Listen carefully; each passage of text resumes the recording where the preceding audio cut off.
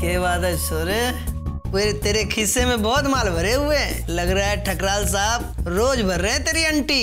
अरे क्यों ना भरेंगे, चुप्पी की कीमत होवे है। मुफ्त में ताला मार लू मुंह पे। तो तने सच में लड़की का खून देखा अपनी आंखों से? अरे देखा ही नहीं, मैंने तो आहूजा को रचना के खून का वीडियो बनाते देखा। ये बात कर रहा है? अपने मोबाइल पे। अच्छा? मैंने जाके ठकराल साहब को उसके बारे में सब बता दिया। सच्ची में? हाँ, इसलिए उसका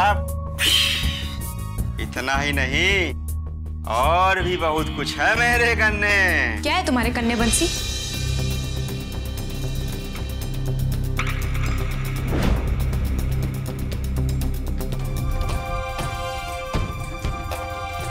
बोलो ना, रुक क्यों गए? बहुत काम की कहानी बता रहे थे तुम। बोलो बोलो, चुप क्यों हो गए? अच्छा काम किए। जी जनाब। मैंने कहा था तुमसे सच बोलने के लिए, कहा था अपनी ईमानदारी दिखाने के लिए, लेकिन तुमने दिखा दिया कि तुम्हें कोई सच्चाई नहीं है। इसीलिए हमें ये तरीका अपनाना पड़ा। और हमने तुम्हारी सारी बातें रिकॉर्ड कर ली है। तुम्हारे पास तो कोई रास्ता बचा ही नहीं सिवाय इसके कि तुम हमारा साथ दो, हमारे गवाह बनो और अदालत में सब सच सच बताओ। अरे क्या बोल रहे हो? ठकराल साहब मुझे मार डालेंगे? छोड़ेंगे तो हम भी नहीं तुम्हें।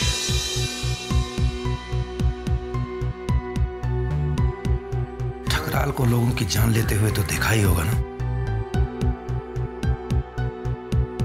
कम से कम 2 बार तो देखा ही होगा। यही काम हमारे हाथ होते हुए देखना चाहते हो क्या?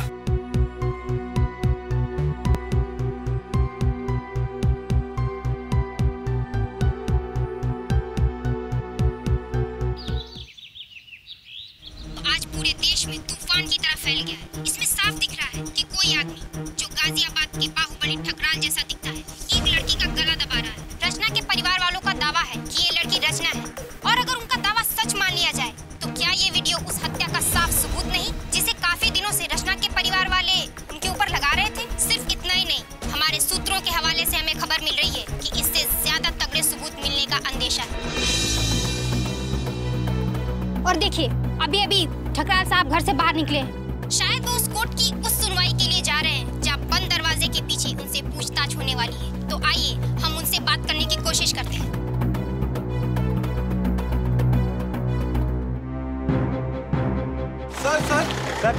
ठकराल साहब, सिर्फ एक सवाल। ठकराल साहब, सिर्फ एक सवाल। ठकराल साहब, सर, आपके पास क्या बचा है कहने को? बोलिए सर। ठकराल साहब, अबे खूनी कहाँ भाग रहे हैं मुँह छिपा के?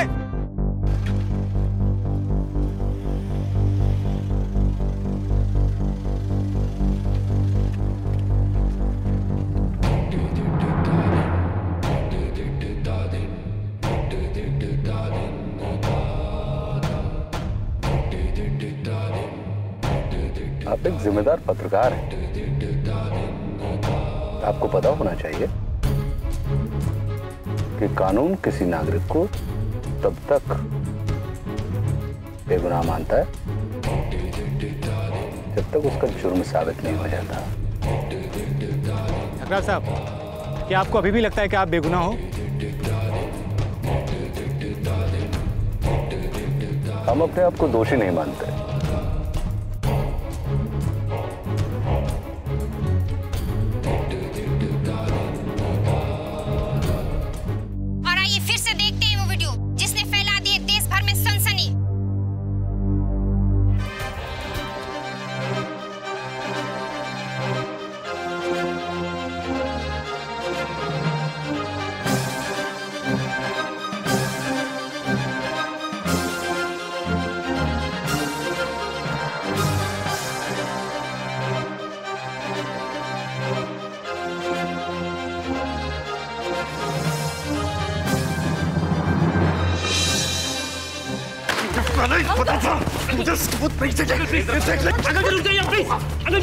क्या कर रहे हैं आप?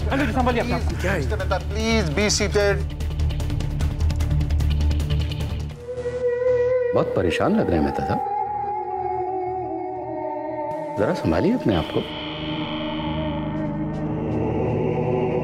ध्यान रखिए आप लोग, इनका बहुत बुरी हालत लग रही है बेचारों की। ये तुम कह रहे हो? तुम्हारा सच यहां सबके सामने आ गया है, उसके बाद भी चुटकी भर भी शर्म नहीं है तुम्हें। ये क्या कह रहे हैं नंदा? आप भरोसा करते हैं इस पर? ये जो आपको दिखाई दे रहा है ना, हम नहीं है, कोई और है। मैं इसको भी खत्म करता हूं। लो पिस्तौल, मुझे पिस्तौल दो, मैं गोली मार दूंगा उसको। शांति बनाए रखिए प्लीज। इसकी जरूरत नहीं है मेरे भाई साहब, शांत हो जाइए, शांत हो जाइए। आप बैठिए, बैठिए प्लीज। आप लोग शांति बनाए रखिए प्लीज, ये अदालत की कार्रवाई चल रही है। बैठिए आप सब लोग अपनी अपनी जगह। जज साहब, इस वीडियो के अलावा हमारे पास और भी सबूत हैं। वैसे इस वीडियो में सारी बातें बिल्कुल साफ हैं, पर फिर भी रचना के जूते और दुपट्टा,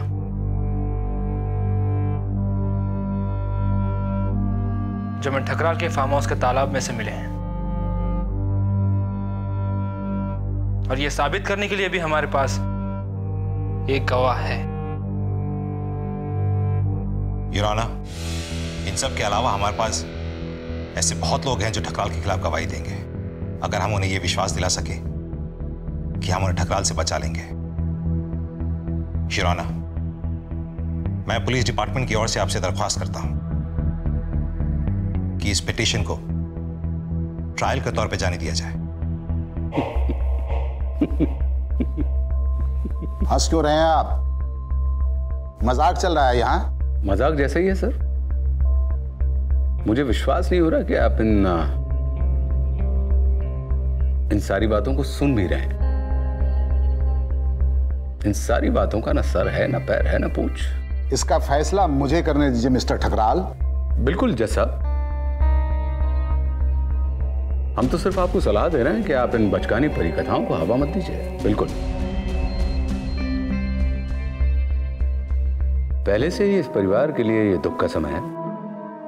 हम आपसे प्रार्थना करते हैं कि आप एक गुजरी हुई बच्ची की आत्मा को इस तमाशे से चोट मत पहुंचाइए। पागल हो गए हो क्या? साफ साफ ये सारे सबूत खड़े होकर तुम्हारे सामने बोल रहे हैं, और तुम अब भी अपनी वकील जा रहे हो। तुम अब भी यही चाहते हो कि हम मान लें कि तुम बेकसूर हो? आपके मानने ना मानने से हम कसूरवार साबित नहीं हो जाते।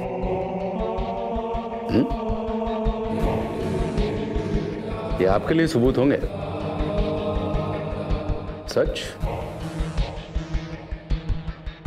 कोसों दूर है इससे।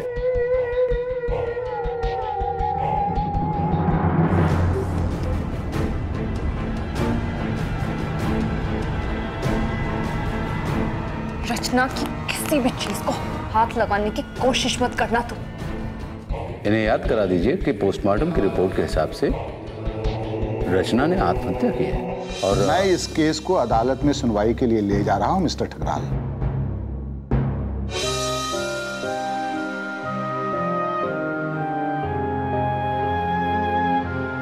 This case is going for trial. Thank you. आपका पिटीशन मंजूर हो गया है। जांच और पूछताछ के लिए भी मैं अलग से आदेश दे दूंगा।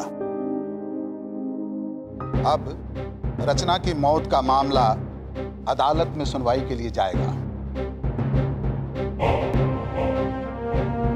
और वो कितना चालू बन रहा था, उसे लगता है हम सारे गधे हैं, बाकी एक अकेला वही समझदार बचा है यहाँ पे। लेकिन इस बार कोई गड़बड़ नहीं होनी चाहिए। हमारे पास उसके खिलाफ इतने सबूत है ना कि उसे कोई नहीं बचा सकता। हाँ, जितनों के साथ भी गलत किया ना उसने, सब में सजा मिलनी चाहिए उसे। काश यार, काश बाहर के देशों की तरह यहाँ पर भी लंबी सजा होती।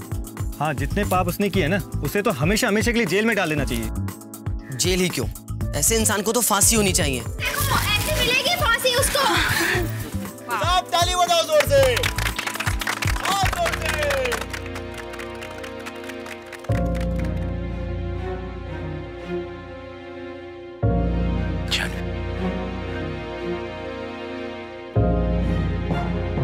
क्या आपको लगता है ठकराल को फांसी होगी?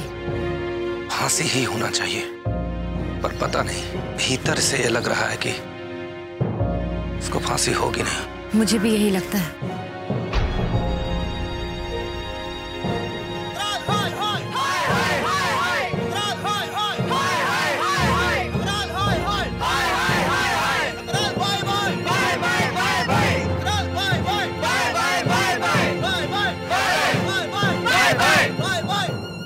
तुम लोग ने अब तक जो काम किया है उससे मैं काफी खुश हूँ।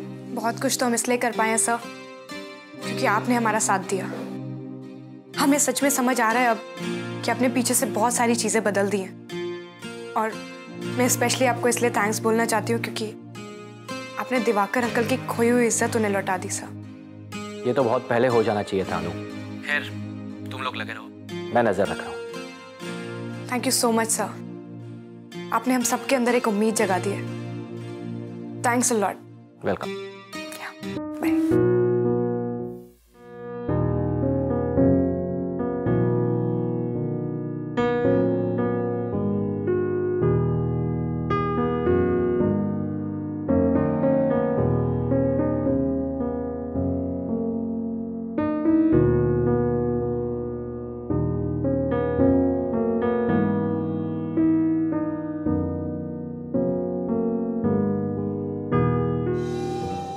देखा, मैंने बोला था ना, ये मेरा लकी लॉकेट है। हम फिर जीत गए। सब इसकी शक्ति है। रचना, क्या हुआ?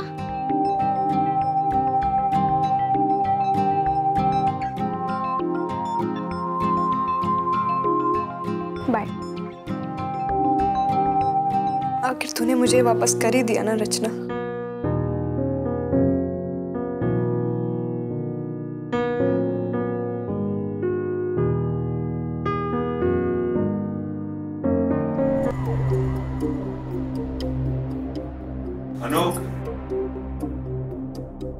हाँ पापा।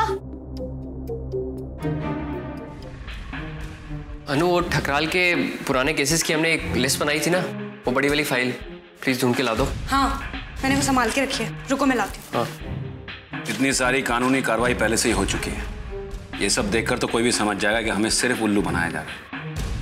अगर अदालत ठकराल के खिलाफ पहले ही फैसला बता देती तो बात यहाँ तक पहुंचती ही नहीं, सब कुछ ठीक हो जाता। ये सारी फाइल्स पे देखिए, इसमें रचना के इकट्ठे किए हुए सारे अखबार के कटिंग्स हैं, जिसमें ठकराल और उसके गुंडों के खिलाफ सारे केसेस हैं। देश भर के केसेस इसी में है। अनु, इन सब फाइल को पढ़ने का और इन्हें तारीखों के हिसाब में क्रम में लगाने के लिए मेरे पास वक्त नहीं है। अरे भाई, इसीलिए तो हम लोग लगे हैं ना तुम्हारे साथ, तुम्हारी मदद के लिए। हाँ अंकल जी, मैं जानता हूँ, और इसीलिए इस केस में मैं कोई भी कसर नहीं छोड़ना चाहता। वैसे भी हमारे पास कोई स्ट्रॉन्ग पॉइंट नहीं है।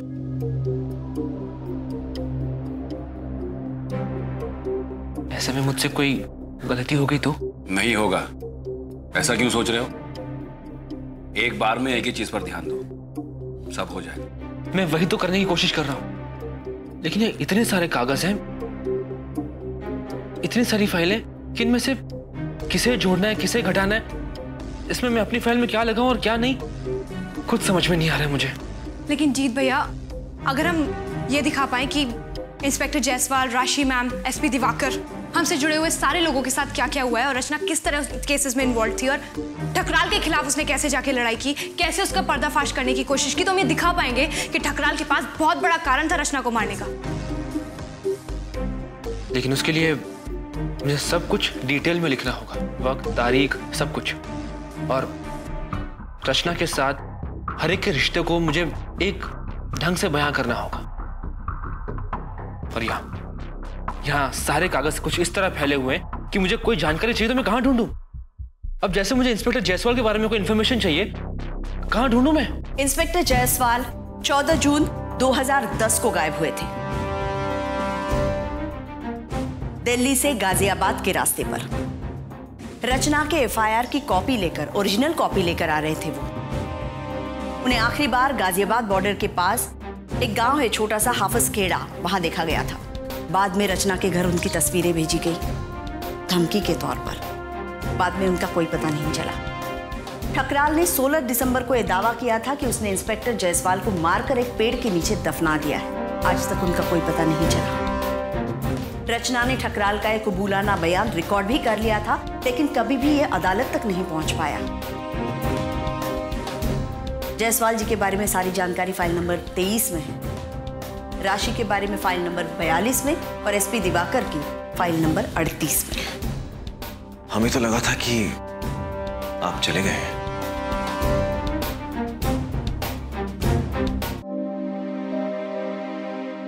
मैं जाना चाहती थी, मैंने बहुत कोशिश की, लेकिन नहीं जा पाई। मैंने रचना से वादा किया था कि मैं आप सबके साथ रहूंगी हमेशा।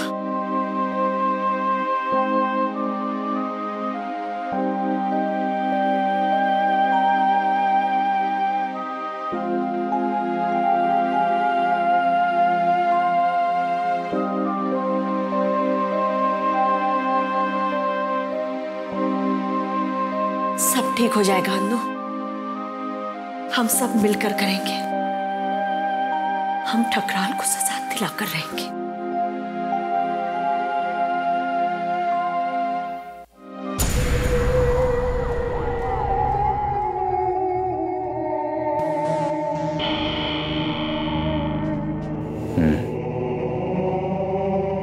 बंसी भाग गया। लोग हमारी नाक के नीचे से सामान उठाकर ले जा रहे हैं, उसे हमारे खिलाफ सबूत बना रहे हैं और फिर अपना बोरिया बिस्तर समेटकर गायब हो रहे हैं।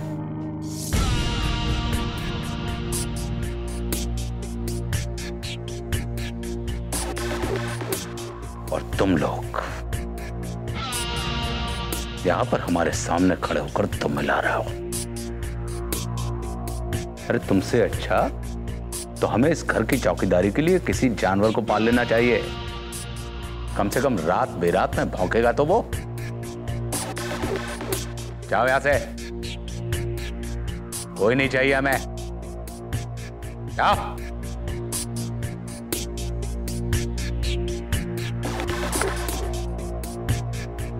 तुमको अलग से बोलना पड़ेगा। कहा ना जाओ। जाओ।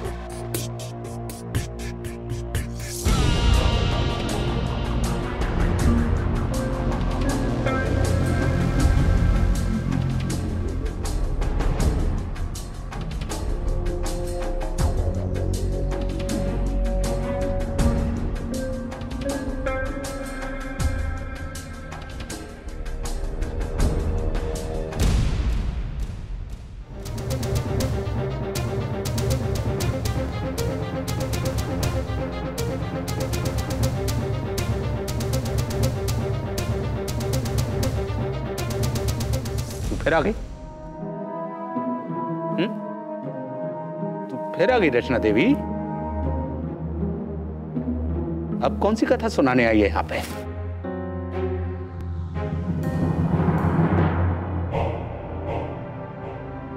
तू क्या कर रही है?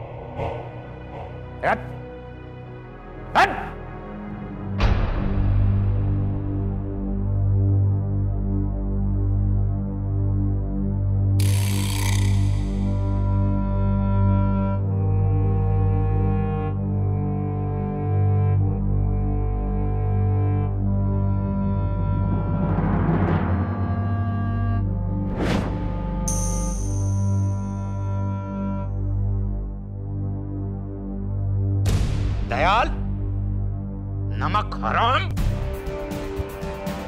नाली के कीड़े हमारे तेरा सत्यानाश करने। हम दिवाकर को मारने वाले थे और तू पुलिस लेके आ गया वहां पे। देख देख क्या अंजाम होता है तेरा हमारे खिलाफ इतनी बड़ी हिमाकत करने का। हमारे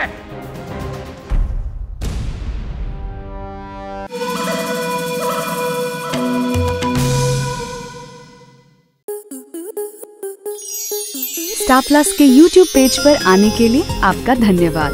अपने फेवरेट शोज देखने के लिए Subscribe to Star Plus YouTube page and hit the bell icon.